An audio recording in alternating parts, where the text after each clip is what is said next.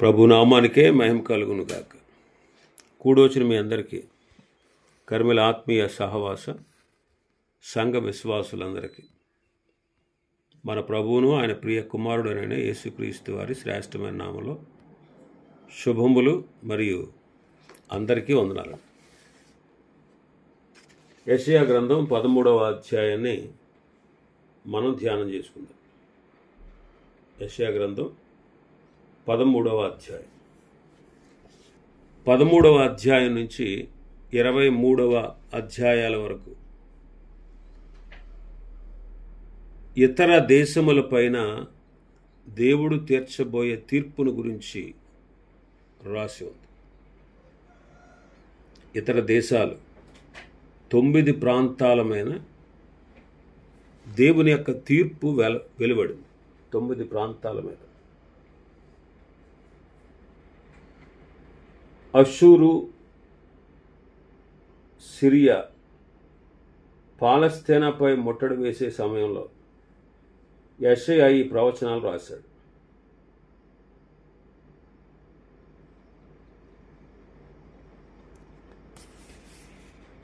ఈ 13వ అధ్యాయంలో బబులోను శిక్షించబడుట మనం చూస్తాం. బబులోను సామ్రాజ్యం శిక్షించబడుట. మొదటి 16 వచనాల్లో యెహోవా దినమున బబులోను శిక్షించబడుట.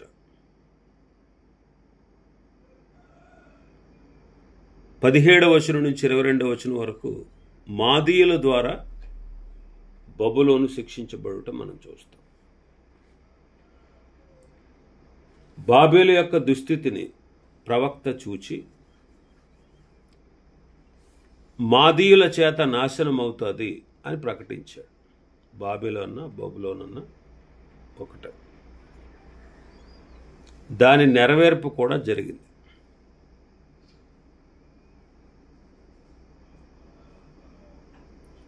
యోధా యెరూషలేమును నాశనం చేయగల శత్రు రాజ్యము బాబెలే అని దేవుడు ప్రవక్తకు తెలిపినందున ఆ విషయాన్ని ప్రవక్త మొదట చెప్పాడు. దేవుడు కూడా ఇతర దేశాలతో కలుసుకొని బాబెలను నాశనం చేయబోవచ్చు. ఈ కార్యారంభము మాదీయుల నుండి అని విదేశీయుల చేత దేవుని స్వాస్థ్యమైన యాకోబు జయించబడిన దేవుడే మధ్యవర్తిగా బాబెలను హీనపరిచి ఇశ్రాయేలీలను హెచ్చింపనై ఉన్నాడని చెప్పాడు.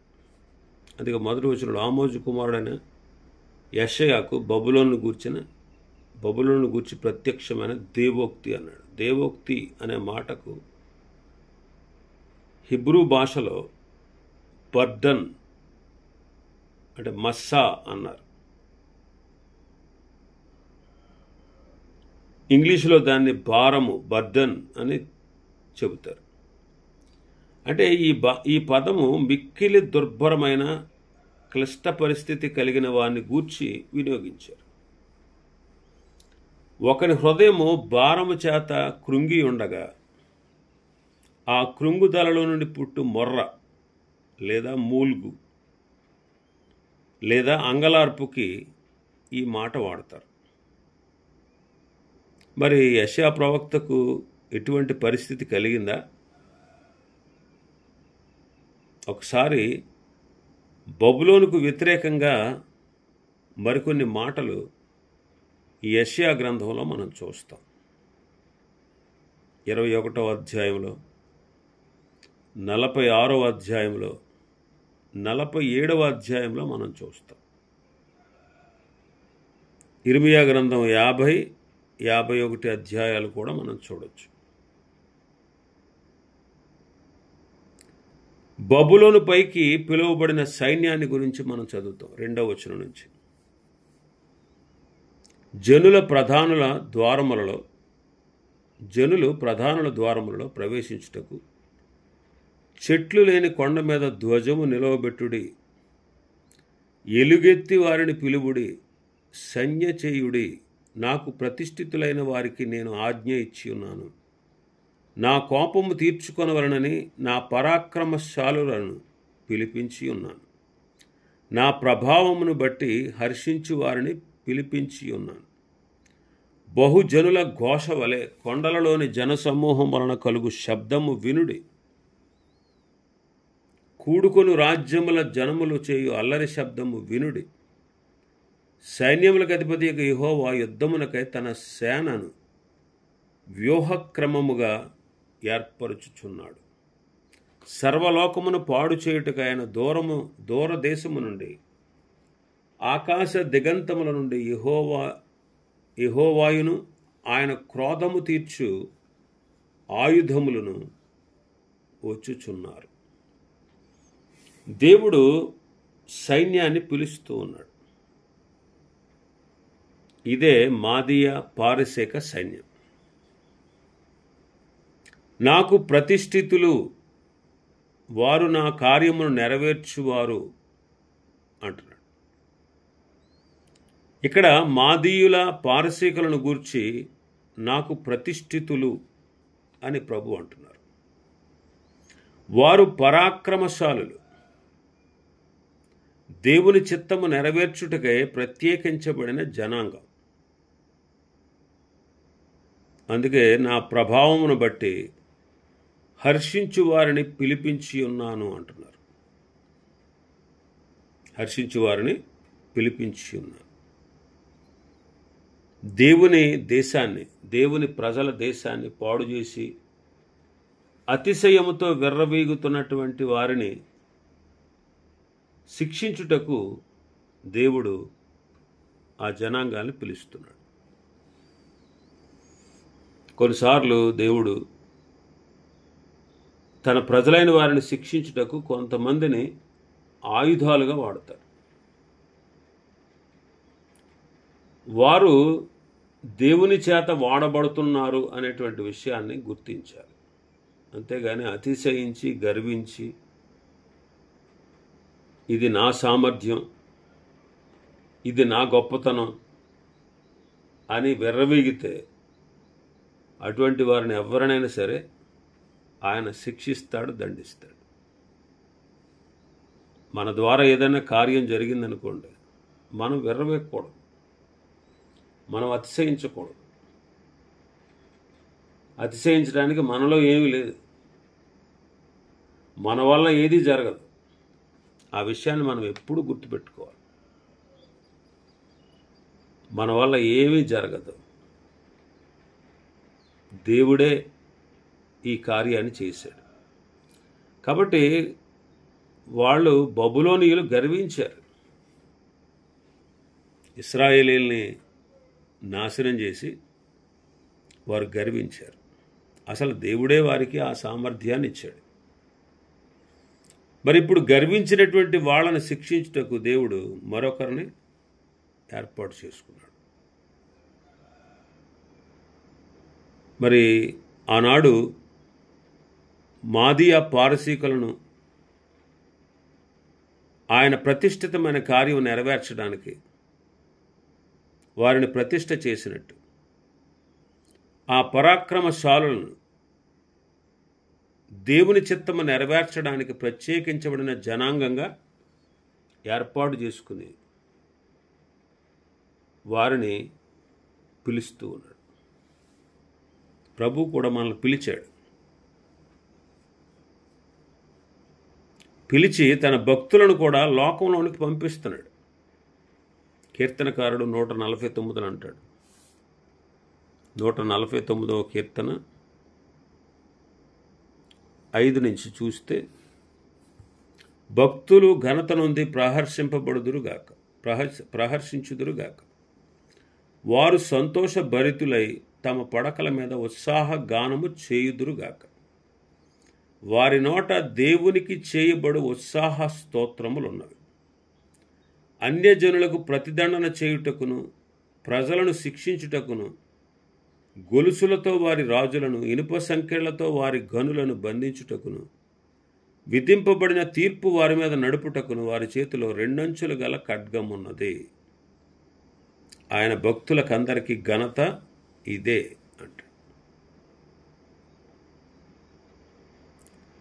సైన్యములకు అధిపతి అయినటువంటి యెహోవా యుద్ధములకై తన సేనను వ్యూహక్రమముగా ఏర్పరిచాడు అంటాడు 4వ వచనం. వాళ్ళు సర్వలోకమును పాడు చేయుటకు వచ్చుచున్నారు. 5వ వచనంలో దూరదేశము నుండి ఆకాశ దిగంతముల నుండి యెహోవాయును ఆయన క్రోధము తీర్చు ఆయుధములను వచ్చుచున్నవి. యెహోవా ఆయుధాలు వారే మాదీయులు, పారసీక సైన్యం. వారు ఆయన కార్యాన్ని నెరవేర్చాలి. వారు యెహోవాకు ఆయుధాలుగా పనిచేయాలి. ఈనాడు దేవుని బిడ్డలైనటువంటి మనకు కూడా దేవుడు ఆయుధాలు ఇచ్చాడు. ఏంటి ఆయుధాలు? కొరింథీయులకు రాసిన 2వ పత్రిక 10వ అధ్యాయం 4వ వచనం.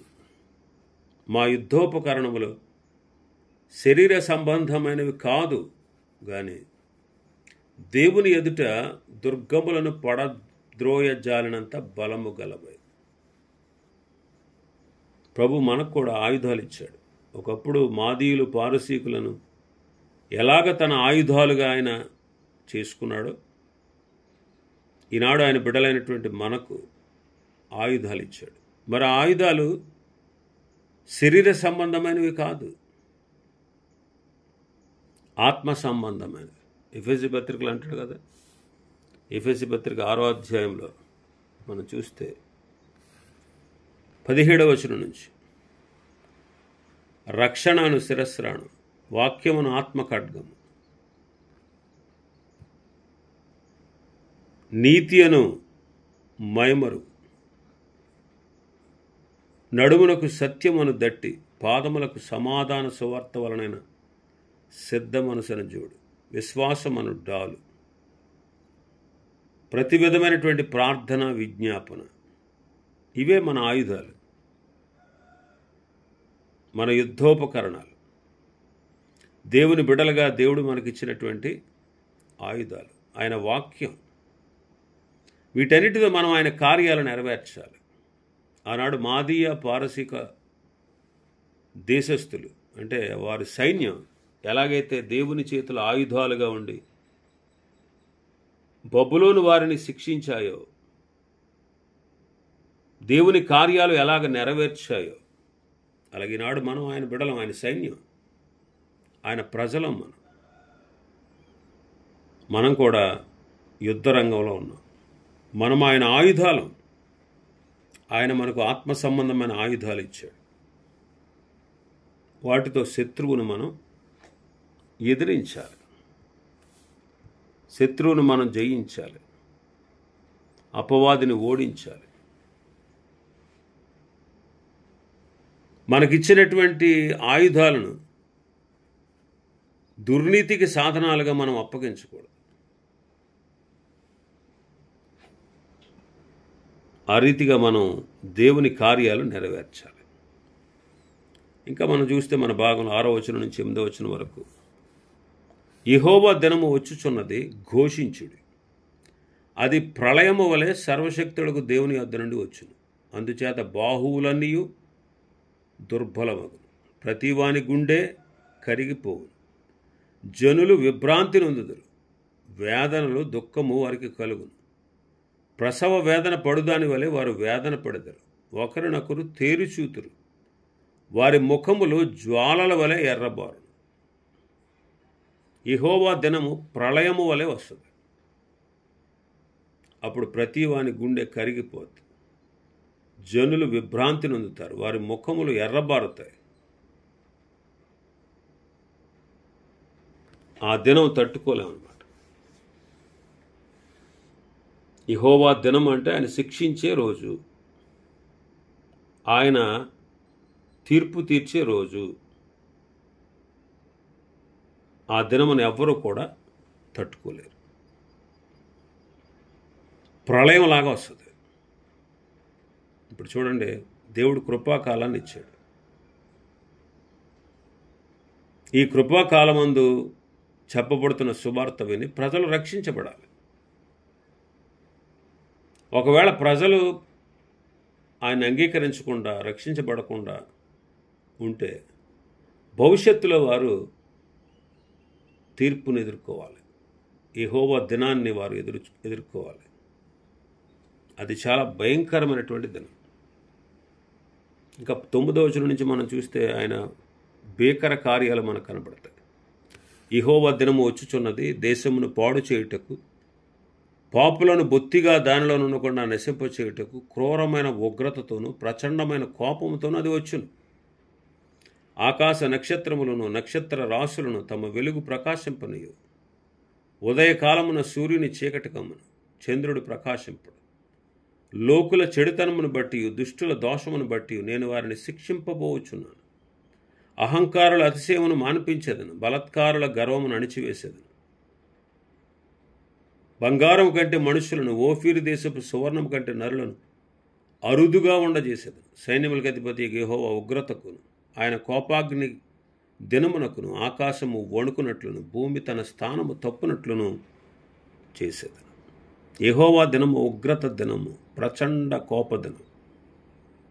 దేశమును పాడు చేయుటకు, పాపులను బొత్తిగా నశింపచేయుటకు ఆ దినం వస్తూ ఉంది.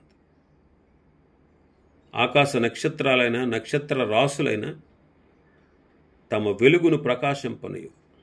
ఉదయకాలమున సూర్యుని చీకటి కమ్ముతుంది, చంద్రుడు ప్రకాశించడు.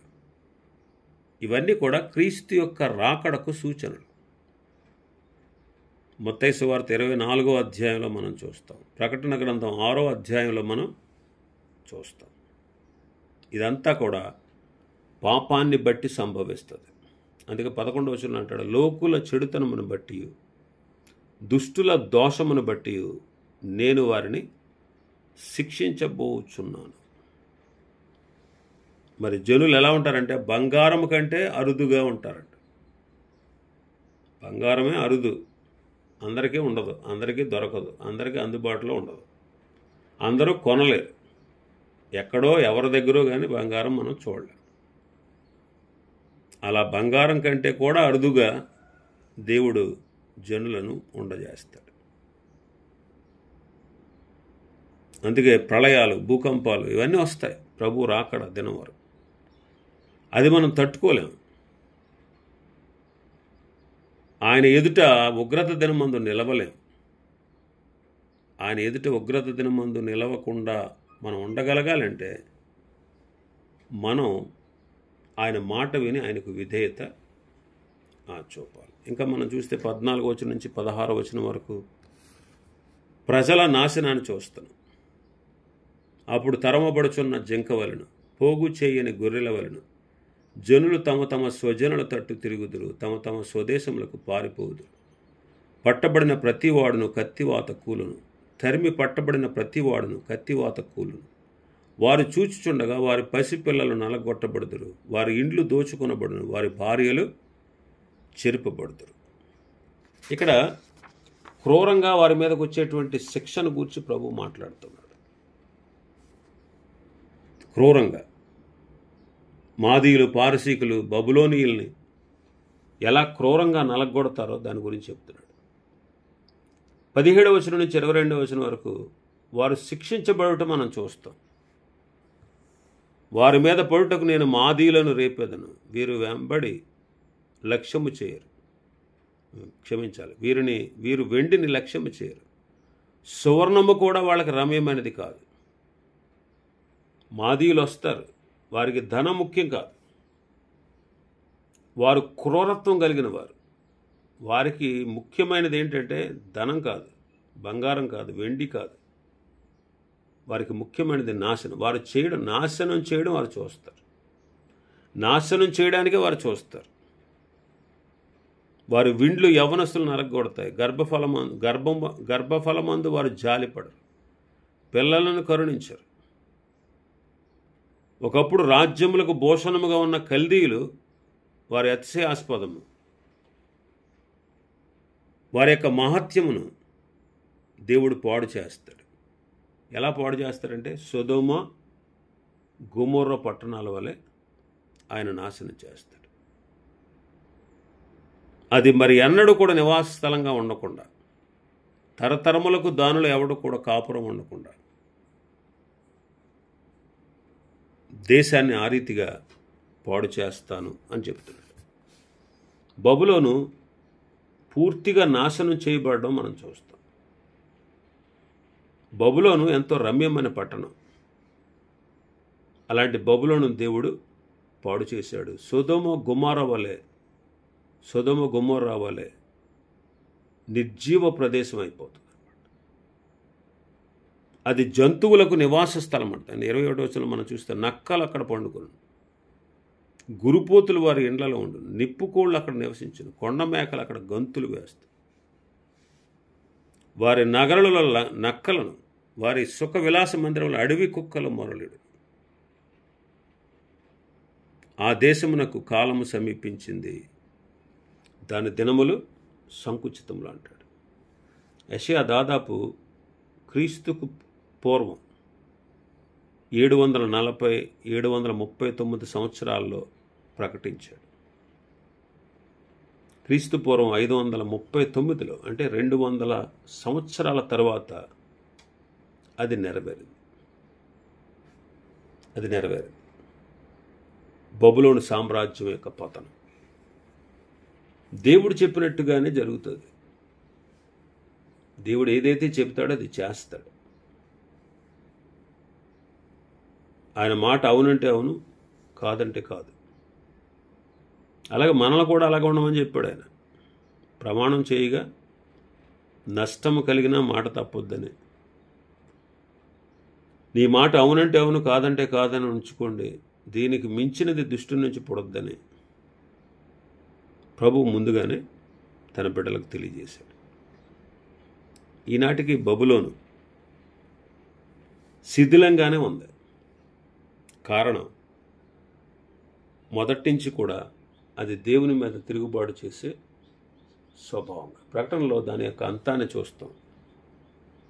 ఉపమానంగా చెప్పబడినటువంటి బబులోను కూలిపోయాను అని మనం చూస్తాం.